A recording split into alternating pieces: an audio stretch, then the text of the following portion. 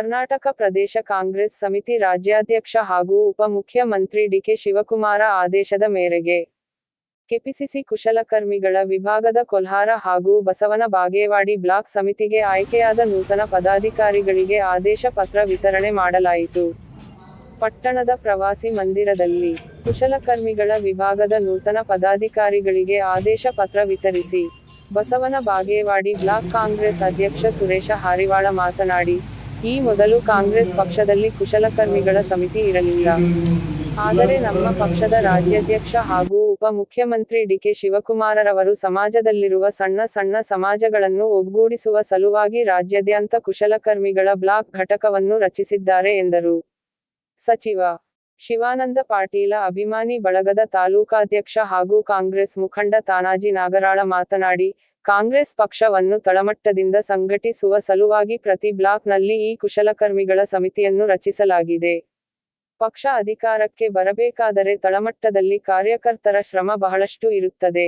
ಹೀಗಾಗಿ ನೂತನ ಪದಾಧಿಕಾರಿಗಳು ಶ್ರಮಿಸಬೇಕು ಹಾಗೂ ಕೊಟ್ಟಂತಹ ಜವಾಬ್ದಾರಿಯನ್ನು ಅಚ್ಚುಕಟ್ಟಾಗಿ ನಿರ್ವಹಿಸಬೇಕು ಎಂದರು. ಮಾಜಿ ಜಿಲ್ಲಾ ಪಂಚಾಯತ್ ಸದಸ್ಯ ಕಲ್ಲು ದೇಸಾಯಿ ಮಾತನಾಡಿ, ಕೊಲ್ಹಾರ ಹಾಗೂ ಬಸವನ ಬಾಗೇವಾಡಿ ಬ್ಲಾಕ್ಗೆ ಕೆಪಿಸಿಸಿ ಕುಶಲಕರ್ಮಿಗಳ ಸಮಿತಿಗೆ ನೂತನ ಪದಾಧಿಕಾರಿಗಳಾಗಿ ನೇಮಕಗೊಂಡ ಪದಾಧಿಕಾರಿಗಳು ಕಾಂಗ್ರೆಸ್ ಪಕ್ಷದ ಹಲವಾರು ಯೋಜನೆಗಳನ್ನು ಮತ್ತು 5 ಗ್ಯಾರಂಟಿ ಯೋಜನೆಗಳನ್ನು ಹಾಗೂ ಬಸವನ ಬಾಗೇವಾಡಿ ಮತಕ್ಷೇತ್ರದಲ್ಲಿ ಸಚಿವ ಶಿವಾನಂದ ಪಾಟೀಲರು ಮಾಡಿದ ಅಭಿವೃದ್ಧಿ ಕಾರ್ಯಗಳನ್ನು ಮನೆ ಮನೆಗೆ ತಿಳಿಸುವುದರ ಮೂಲಕ ಜಿಲ್ಲಾ ಪಂಚಾಯತ್ ಹಾಗೂ ತಾಲೂಕು ಪಂಚಾಯತ್ಗೆ ಪಕ್ಷ ಸಂಘಟನೆ ಮಾಡಬೇಕೆಂದು ಕರೆ ನೀಡಿದರು. ಅಧ್ಯಕ್ಷತೆಯನ್ನು ವಹಿಸಿ ಕೊಲ್ಹಾರ ಬ್ಲಾಕ್ ಕಾಂಗ್ರೆಸ್ ಅಧ್ಯಕ್ಷ ರಫೀಕ ಪಕಾಲಿ ಮಾತನಾಡಿ, ನೂತನವಾಗಿ ನೇಮಕಗೊಂಡ 2 ಬ್ಲಾಕ್ನ ಕುಶಲಕರ್ಮಿಗಳ ಸಮಿತಿಯ ಪದಾಧಿಕಾರಿಗಳು ಪಕ್ಷ ಸಂಘಟನೆಯನ್ನು ಮಾಡಿ ತಾವು ಬೆಳೆಯಬೇಕು. ಪ್ರತಿ ಹಳ್ಳಿಗಳಲ್ಲಿ ಸಣ್ಣ ಸಣ್ಣ ಸಮಾಜಗಳನ್ನು ಸೇರಿಸಿ ಕಾಂಗ್ರೆಸ್ ಪಕ್ಷದ ಸಾಧನೆಗಳನ್ನು ತಿಳಿಸಬೇಕು. ಬರುವ ದಿನಗಳಲ್ಲಿ ಜಿಲ್ಲಾಧ್ಯಕ್ಷರ ನೇತೃತ್ವದಲ್ಲಿ ಜಿಲ್ಲಾ ಮಟ್ಟದ ಕುಶಲಕರ್ಮಿಗಳ ಬೃಹತ್ ಕಾರ್ಯಕ್ರಮವನ್ನು ಹಮ್ಮಿಕೊಳ್ಳಲಾಗುವುದು ಎಂದರು. ಈ ವೇಳೆ ಕೆಪಿಸಿಸಿ ಕುಶಲಕರ್ಮಿಗಳ ಸಮಿತಿ ಜಿಲ್ಲಾಧ್ಯಕ್ಷ ರಮೇಶ ಬಡಿಗೇರ, ನಿಡಗುಂದಿ ಪಟ್ಟಣ ಪಂಚಾಯತ್ ಮಾಜಿ ಅಧ್ಯಕ್ಷ ಸಂಗಮೇಶ ಬಳಗಾರ, ಕುಶಲಕರ್ಮಿಗಳ ವಿಭಾಗದ ಕೊಲ್ಹಾರ ಬ್ಲಾಕ್ ಸಮಿತಿ ಅಧ್ಯಕ್ಷ ಗುಳಪ್ಪ ಶೀಕಳವಾಡಿ, ಕುಶಲಕರ್ಮಿಗಳ ವಿಭಾಗದ ಬಸವನ ಬಾಗೇವಾಡಿ ಬ್ಲಾಕ್ ಸಮಿತಿ ಅಧ್ಯಕ್ಷ ಪ್ರಭು ಪತ್ತಾರ, ಹನೀಫ್ ಮಕಾನದಾರ, ಮಾಮನಿ ಸೇರಿದಂತೆ ಅನೇಕ ಗಣ್ಯರು ಹಾಗೂ ಕುಶಲಕರ್ಮಿಗಳ ಸಮಿತಿ ಪದಾಧಿಕಾರಿಗಳು ಇದ್ದರು. ನೋಡ್ತಾ ಇರಿ express MD news Kolar. ವರದಿಗಾರರು ದಸ್ತಗೀರ Bidari. ಸರ್ಕಾರಿ ಕೆಲಸ ಮಾಡೋದು ಏನಪ್ಪ ಅಂತಂದರೆ ಇದು ಕಾರ್ಮಿಕ ವಿಭಾಗದಲ್ಲಿ ಅಥವಾ ಕುಶಲಕರ್ಮಿಗಳು ತಳಮಟ್ಟದಿಂದ ನಾವು ಕೆಲಸ ಮಾಡಬೇಕು. ಆವಾಗ ಮಾತ್ರ ಈಗೇನು ನಮ್ಮ ರಾಜ್ಯಾಧ್ಯಕ್ಷರು ಏನು ಆದೇಶವನ್ನು ತಳಮಟ್ಟದಿಂದ ರೂಪಿಸಿ ಏನು ಆದೇಶ ಪತ್ರ ಕೊಟ್ಟಾಗ ಅದಕ್ಕೆ ಪಕ್ಷ ಸಂಘಟನೆ ಬಲವಾಗಿ ಮಾಡಬೇಕು. ನಾವು ಯಾವುದೇ ಕಾರ್ಯಕ್ರಮಗಳಲ್ಲಿ ಹಿರಿಯರು ಏನು ಮಾರ್ಗದರ್ಶನ ಮಾಡ್ತಾರೆ ಅದರ ಪ್ರಕಾರ ನಾವು ನಡ್ಕೊಂಡು ಇವತ್ತು ತಮ್ಮಲ್ಲಿ ಕಾಂಗ್ರೆಸ್ ಪಕ್ಷ ಯಾವ ರೀತಿ ಅಂತ ಕೇಳಿದ್ರೆ, ಹಿಂದಕ್ಕೆ 12ನೇ ಶತಮಾನದಲ್ಲಿ ಅಣ್ಣ ಬಸವಣ್ಣನವರು ಯಾವ ರೀತಿ ಎಲ್ಲ ಸಮಾಜವನ್ನು ಒಗ್ಗೂಡಿಸಿಕೊಂಡು ಎಲ್ಲ ಕೆಳ ಸಮಾಜದ ಹಿಡ್ಕೊಂಡು ಮೇಲ್ವರ್ಗದವರು ಕೂಡ ಒಗ್ಗೂಡಿಸಿಕೊಂಡು ಅನುಭವ ಮಂಟಪವನ್ನು ಕಟ್ಟಿ ಇಡೀ ಒಂದು ಜಗತ್ತಿಗೆ ಯಾವ ರೀತಿ ಮಾಡಿರೋ ಆ ರೀತಿ ಎಲ್ಲ ಸಮಾಜವನ್ನು ಹಿಡ್ಕೊಂಡು ಇವತ್ತು ಯಾವುದಾದ್ರೂ ಅವರ ಹಿತವನ್ನು ಬಯಸ್ತಿದ್ರೆ ಅದು ಕಾಂಗ್ರೆಸ್ ಪಕ್ಷ ಅಂತಕ್ಕಂಥ ಮಾತನ್ನ ಬಹಳ ಹೆಮ್ಮೆ ಇದೆ ಅಂತ ಎಲ್ಲರೂ ಹೇಳ್ಬೇಕಿತ್ತು. ಯಾಕಂತಂದ್ರೆ ಇವತ್ತು ನಮ್ಮ ಮುಖ್ಯಮಂತ್ರಿಗಳಾಗಿರ್ತಕ್ಕಂಥ ಸನ್ಮಾನ್ಯ ಸಿದ್ದರಾಮಯ್ಯನವರು ಅವರಿಗೆ 2ನೇ ದೇವರಾಜ ಸತ್ಯ ಇವತ್ತು ಕರೀತಾರೆ ಇವತ್ತು.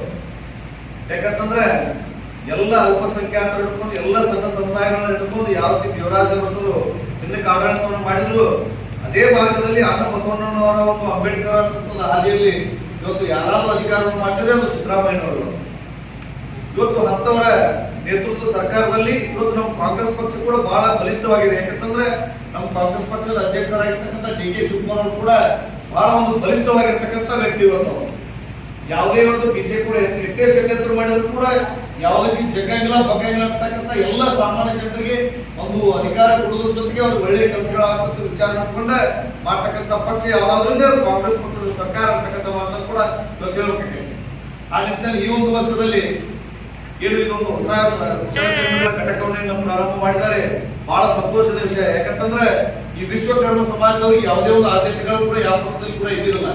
ಅದು ನನಗನ್ನಿಸ್ತದೆ ಬಹುತೇಕ ಈ ಒಂದು ಘಟಕನ ಪ್ರಾರಂಭ ಮಾಡಿ ಆ ವಿಶ್ವಕರ್ಮದ ಬರ್ತಕ್ಕಂಥ ಅಂಗಗಳಲ್ಲಿ ಎಲ್ಲ ಸಮಾಜಗಳು ಏನು ಯಾವ್ಯಾವ ಸಮಾಜ ಬರ್ತಾವೆ ಎಲ್ಲರಿಗೂ ಒಂದು ಪ್ರಾತಿನಿಧ್ಯ ಕೊಡುವಂತ ಕೆಲಸವನ್ನು ಇವತ್ತು ನಮ್ಮ ಕಾಂಗ್ರೆಸ್ ಪಕ್ಷ ಮಾಡಿದೆ.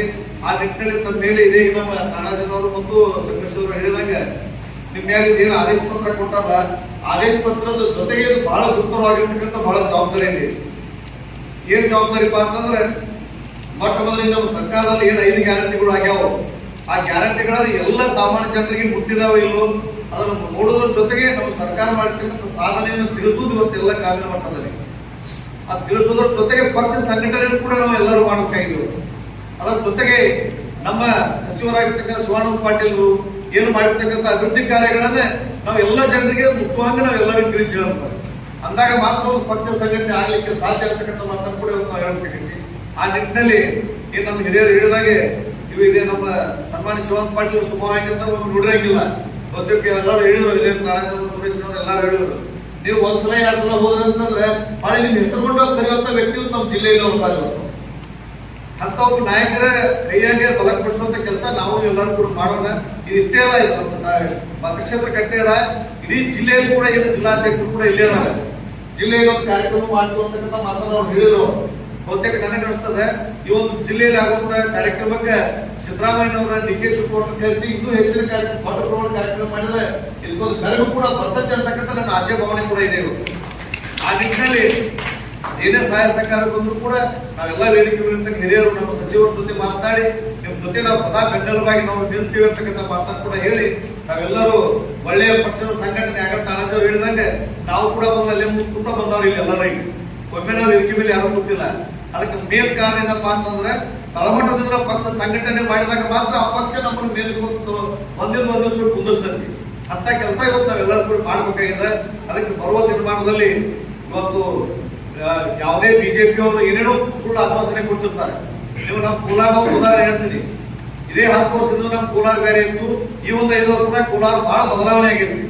ಯಾಕೆ ಬದಲಾವಣೆ ಆಗೈತೆ ಅಂತ ಕೇಳಿದ್ರೆ ಸನ್ಮಾನ್ಯ ಶಿವಾನಂದ ಪಾಟೀಲ್ ಇವತ್ತು 100 ಕೋಟಿ ಕೋಲಾರ ಕೊಟ್ಟಾರ ಅಂತ ತಿಳ್ಕೊಂಡೆ.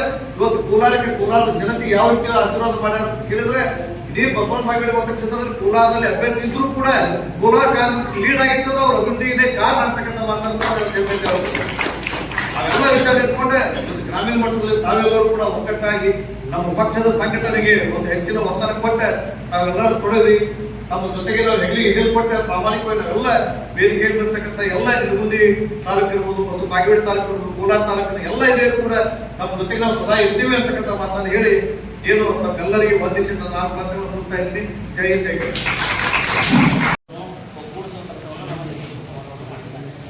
ಆದ ಕಾರಣ ಎಲ್ಲರೂ ಕೆಪಿಸಿಸಿ ಕುಶಲಕರ್ಮಿಗಳ ವಿಭಾಗದಲ್ಲಿ ಇನ್ನೂ ಹೆಚ್ಚಿಗೆ ಕಾರ್ಯಕರ್ತರನ್ನ ಸಂಘಟನೆ ಮಾಡಿ ನಾವು ವಿಜಯಪುರ ಜಿಲ್ಲೆಯಿಂದ ನಾವು ಕೆಪಿಸಿಸಿ ಕುಶಲಕರ್ಮಿಗಳ ವಿಭಾಗದ ಒಂದು ಘಟಕದ ಒಂದು ಸಮಾವೇಶವನ್ನು ಮಾಡೋದು. ಆ ಮಾಡುತ್ತಾ ಇರ್ತಕ್ಕಂಥದ್ದೆಲ್ಲ ಹೆಚ್ಚಿನ ಸಂಖ್ಯೆಯನ್ನು ನಾವು ಭಾಗವಹಿಸ್ತಾರೆ. ಆದ ಕಾರಣ ಎಲ್ಲರೂ ದಯಮಾಡಿ ಇದಕ್ಕೆ ಕೋಆಪರೇಟ್ ಮಾಡಿಸ್ತಾರೆ.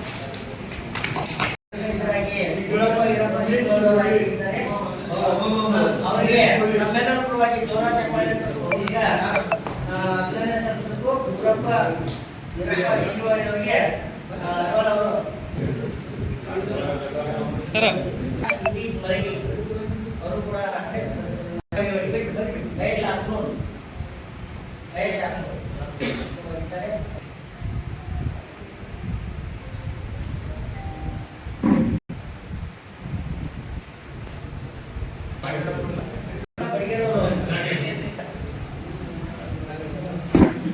ರಾಜು ಬಡಿಗೆ ವಸಂಗಿ ಒಲೆಪ್ಪ ಚಿಗರಿ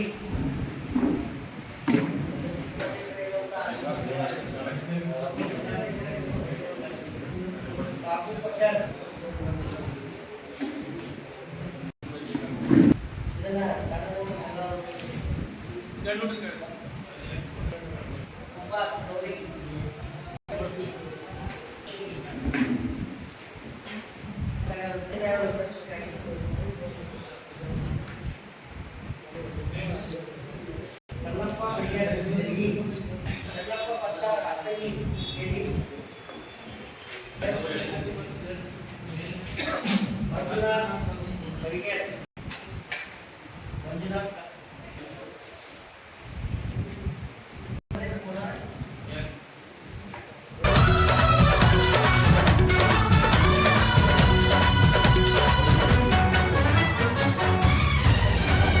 ನಂಬಿದ ಜನರಿಗಾಗಿ ದುಡಿತಾರ ಹೀಗೆ ಎಂದು. ದೀನ ದಲಿತರ ಆಶಾ ಕಿರಣ ಇವರೇ ಬಡವರ ಬಂಧು. ಹೆಗಲಿಗೆ ಹೆಗಲ ಕೊಟ್ಟ ನಮ್ಮ ಜೊತೆನೆ ನಡೀತಾರಲ್ಲ, ಜನರಿಗೆ ನೆರಳ